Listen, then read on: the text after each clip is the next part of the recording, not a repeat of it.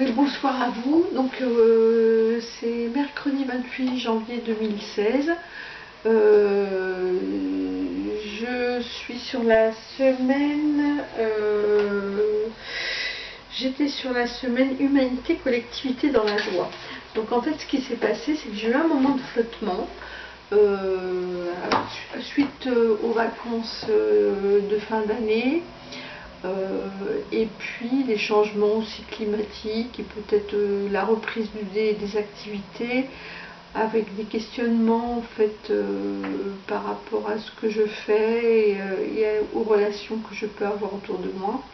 Donc ce que je retire de cette période-là, après donc j'ai eu un petit repos là, forcé suite à un épisode grippal. Et donc j'en ai profité pour faire le point et pour essayer de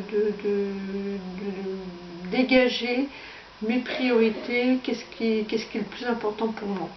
Donc en fait je m'aperçois que dans la vie, des fois on a le choix de choisir son activité. Donc moi c'est l'accueil du public, hein, je suis en interaction avec du public, des familles, des enfants. Donc ça c'est pas très important à le dire, mais bon je le dis quand même.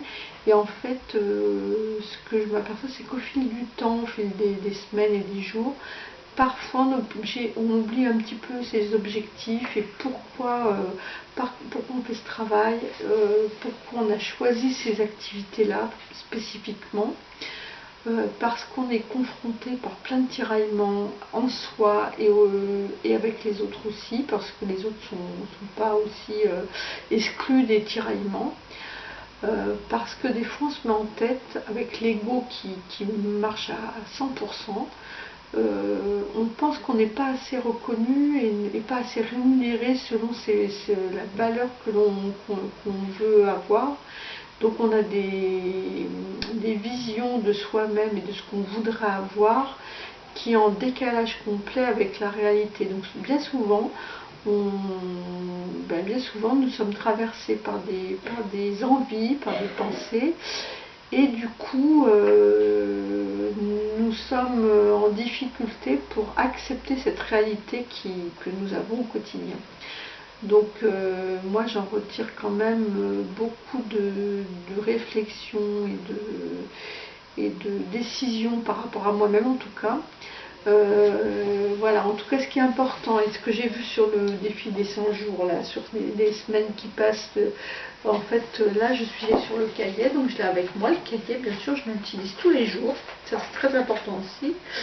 Et je suis arrivée, alors j'hésite un peu à vous dire, mais les jours avant, en fait le cahier est bientôt fini.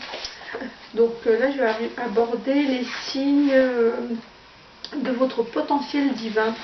Et en fait ces jours-ci j'étais plutôt sur humanité et collectivité dans la joie. Et ce qui est important de dégager comme idée, je m'appuie sur le cahier du défi des 100 jours bien sûr, et sur le livre d'Ama, c'est un petit livre de poche qui m'a été remis et offert à l'occasion de mon anniversaire et qui se présente sous forme d'un agenda avec des pensées d'Ama pour tous les jours de l'année.